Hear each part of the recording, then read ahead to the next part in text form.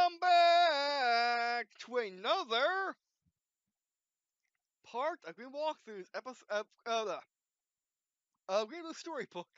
I might as well just say it. Their story, part of the Derverse, episode 2 of the Derverse timeline. On this one, a world review.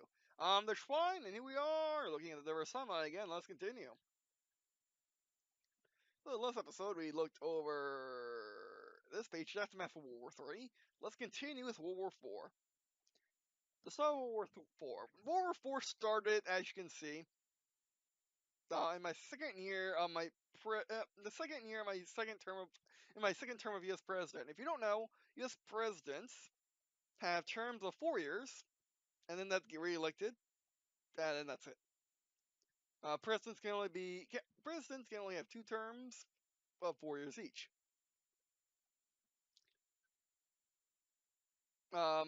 Keep that in mind for later. So World War IV started. I was flying into a trap. Everyone knew it was a trap. Everyone knew it was a trap. Fox News Fox News definitely knew it was a trap. But I have a love-hate relationship with Fox News. But yeah, they knew it was a trap. They were yelling at the hills it was a trap, and everyone knew it was a trap. Everyone wanted me not to go because it was a trap. But I decided, you know what? I might as well be a good guy and fly in my Roar Mach 2D that the Green and Blue so happily made. Not for me, for general sale. Not for me. Actually, they made it for the U.S. president. That's what they did. And then we happily bought it because they made it for the U.S. president. Exactly. And it's a very advanced fighter. Although I let other people take care of it because I'm not that type of president who would sell their products and be directly involved in the company and buying this government. I would not do that. I was being serious. So moving on. So I was flying. Okay. List master, bring up the list. Where is the list?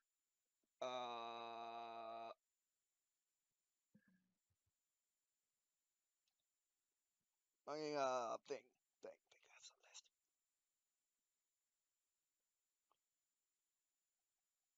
And this is the hex try maneuvering onto the airfield. The insanity. The insanity is insane.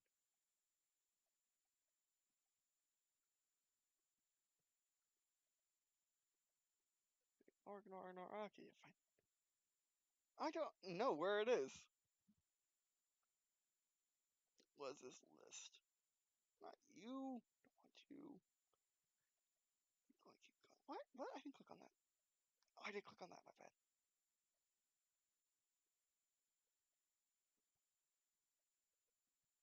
Ah. Yeah, this is it. Oh, so close. So I took off from Taiwan and moved my way on tour, through the entirety of China, Beijing. It's like here. Wanted to take a look at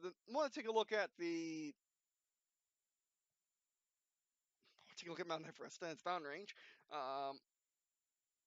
And was flying my Royal Mach 2D. It goes to the stratosphere. You don't go higher than the stratosphere. The Royal Mach 2 went to the stratosphere. It doesn't go higher than the Royal Mach 2.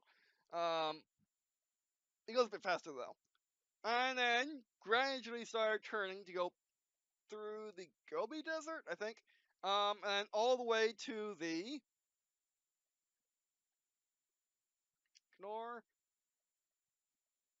What is this?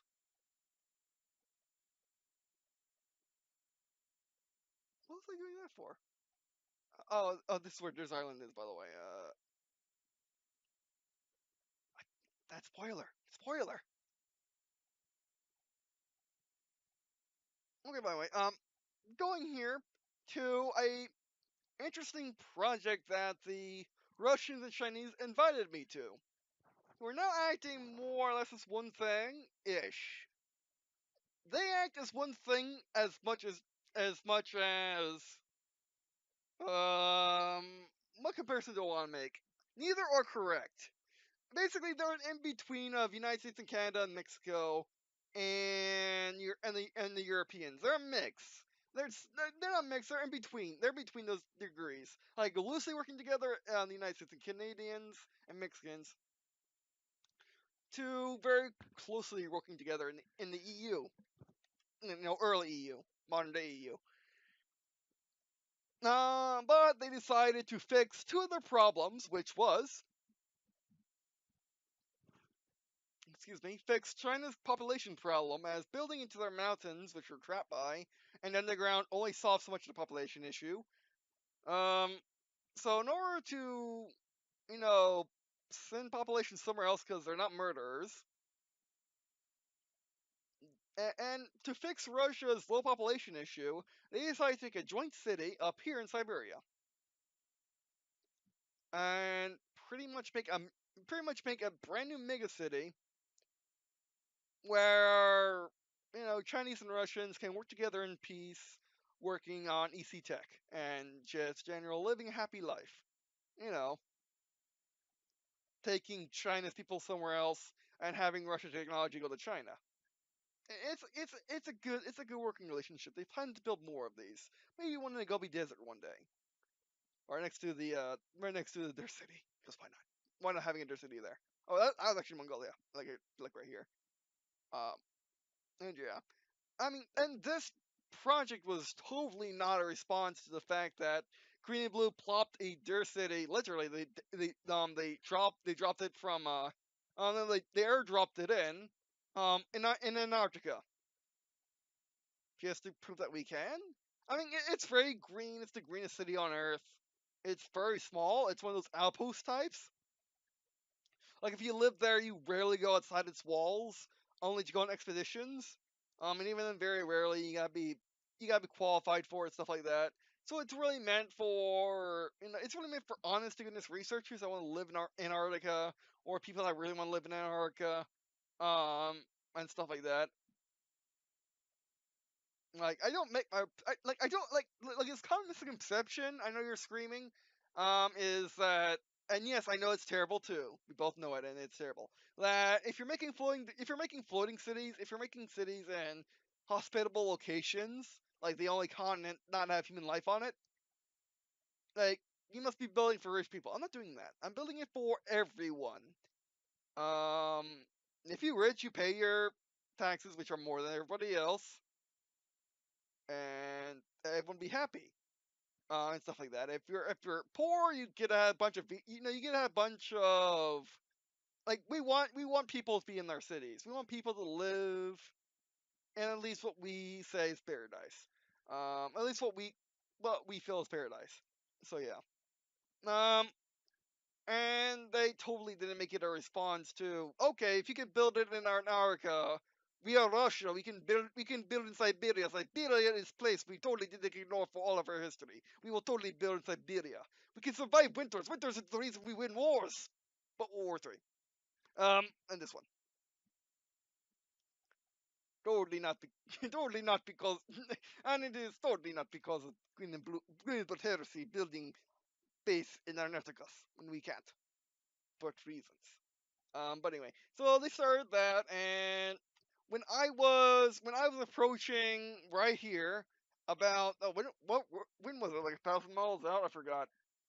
I got a radar lock. In fact, my entire flight got radar locked.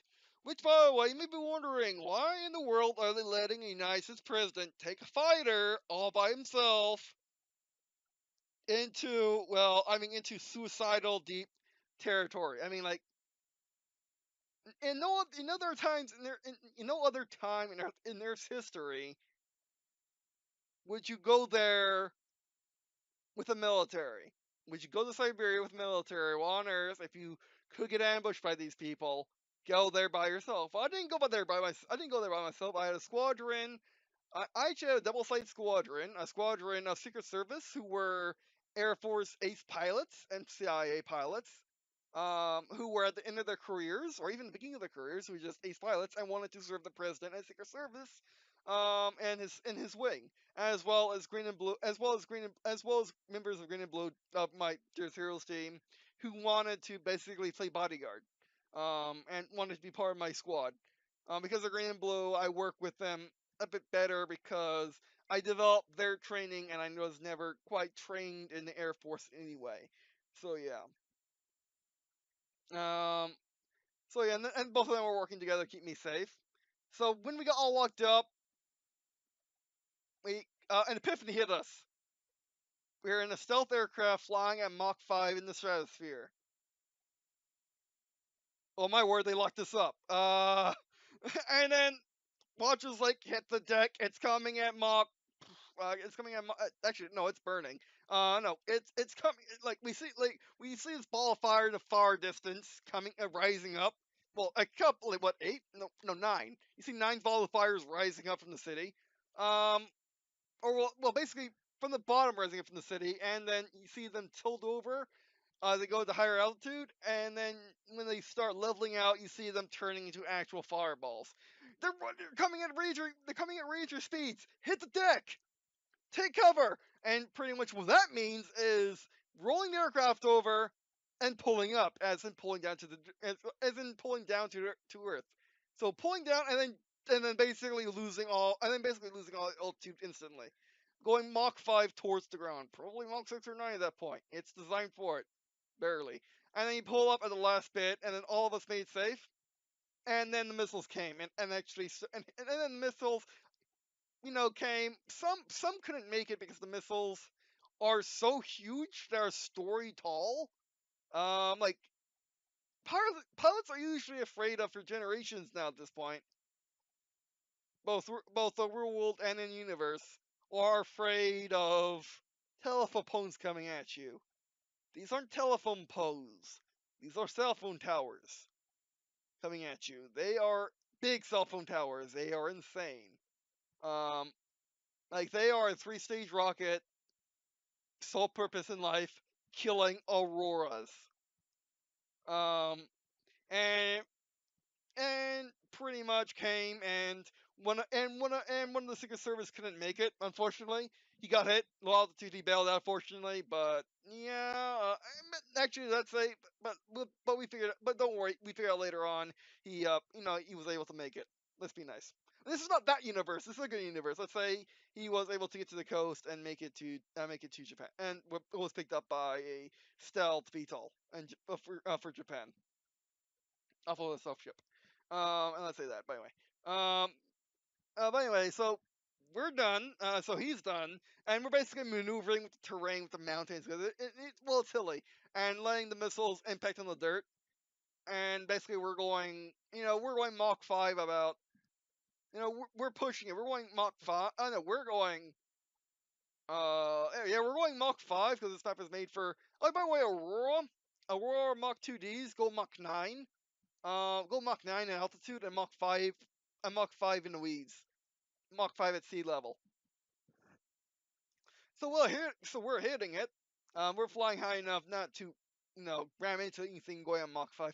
I've actually taken the Aurora Mach 2D at Mach 3 at sea level because that's why you could go Mach 5 at sea level. I don't think it does though. But it's pretty insane going at least Mach 3 at sea level. And that's going over water which is placid because it's a video game. Yeah, go on dodging terrain like that. Just to slow down, let them impact the dirt. But pretty much after that was done, after that was done, what happened next? Well, after that was done, that's a story for another time. That's a story for a individual video.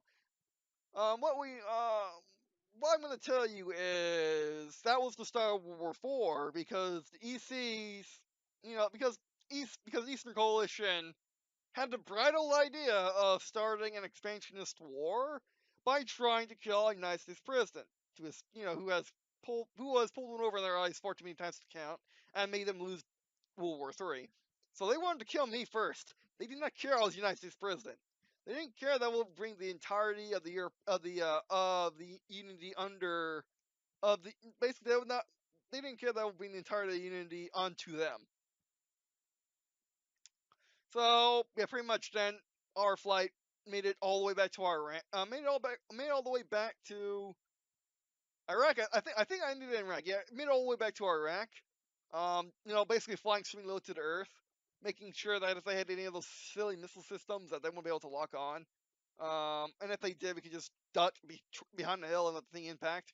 because they're going far too fast to maneuver, and they're far too big and clunky to maneuver.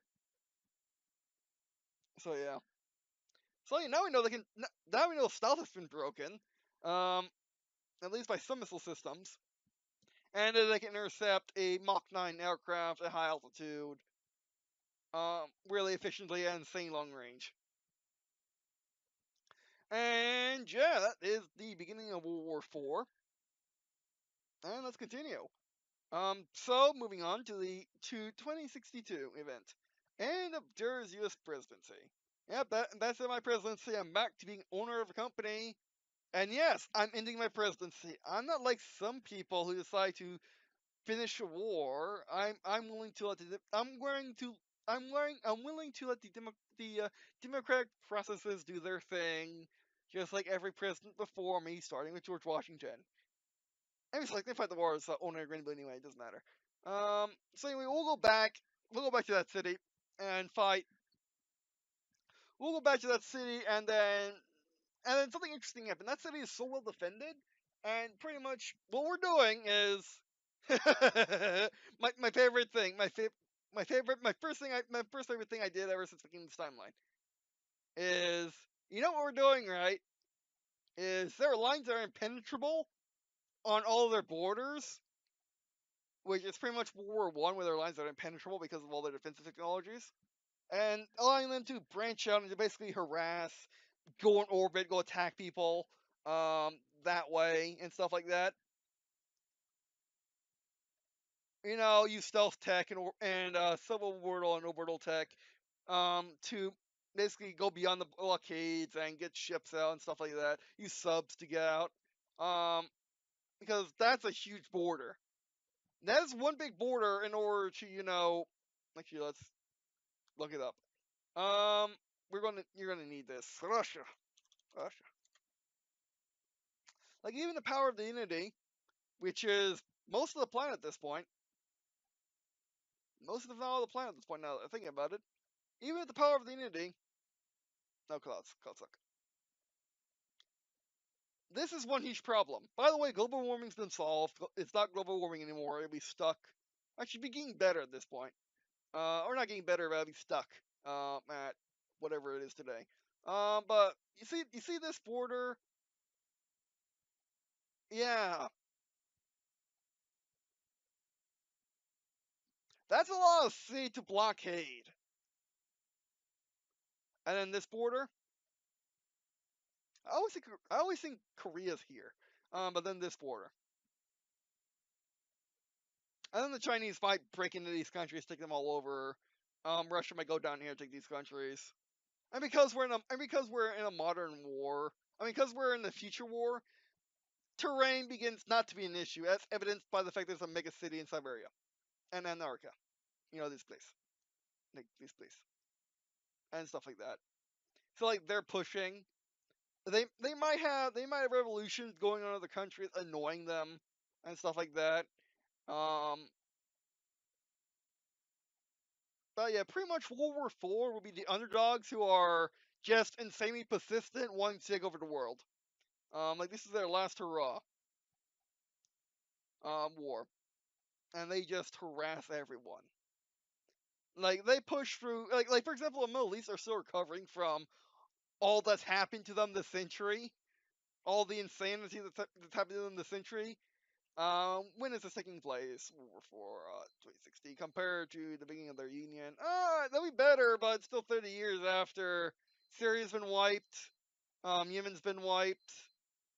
Lebanon is not doing well either. Mm, Iraq's doing stuff together. I mean, Iraq is actually probably doing pretty well now. Iran just got owned. Pakistan's wiped. Like this is just come down through Georgia. Um, and then come like over here maybe. Oh yeah, China and Russia squeezing Kazakhstan. I don't know what they're like, but they're so dead. Like China and Russia going like here and making them not exist. Going through Pakistan, which tries it might, it can't, it just can't. Probably surrounding Afghanistan, Afghanistan, which is doing pretty well under its big and small government. The Taliban's long since unexisted. Been wiped out in World War III. It couldn't last in World War III. The Taliban. They wanted to, but like America wanted to finish. Basically, America panicked, finished business, then World War III, in Afghanistan. So the Taliban's long stopped existing, but the Afghan government decided to have more of a localized government, but still a presidential democracy like the United States. Like a big and small. Like you have a big government which controls a small country, smallish country, and then you got tons of little local governments. Like the Wild West. It's like the Wild West in Afghanistan. So yeah. And yeah, that's pretty much what's going on War 4. So the lines are going to be. I don't think they can push past Iran. Like I think that they're going to be stopped at the Iran border, and like and then the goal of the war is to free Iran, because like those Chinese aren't going to hold Iran. We are supposed to hold Iran. Like the Middle East are so independent and so xenophobic at this point. Um, well, not really xenophobic, but they just hate everybody. They stopped hating each other because everyone else are jerks, and at least the West are nicer jerks. And like, oh, China can't hold Iran. We don't know who they are. We gotta we gotta take Iran back. So that's like their goal of the war. And then of course, there's going to be just a massive wall probably between Europe and Russia at this point, filled with city railguns and stuff like that. Russia's not going to do much. Russia probably moves its capital more inland because they don't want to deal with the railguns in Moscow. Like what happened at the beginning of World War III. They don't want that nonsense. Like that'll be their like the classic capital. Like China's classic capital is not Beijing. It's let me see if I can find it on the map.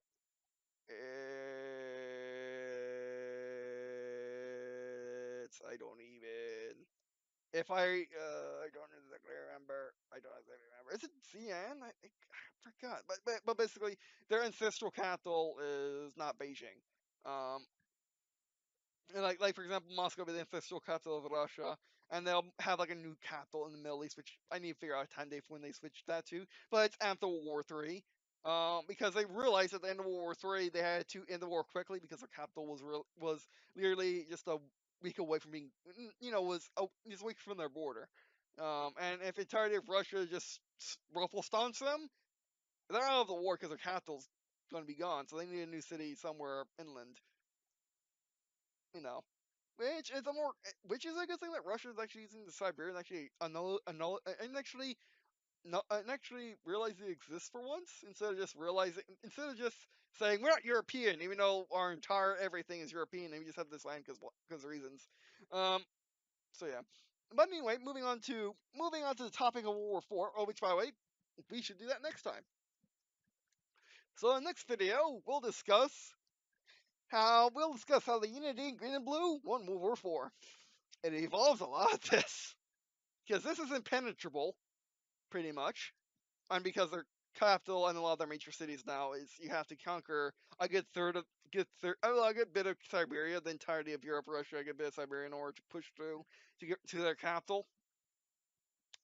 The Middle East is locked down hard.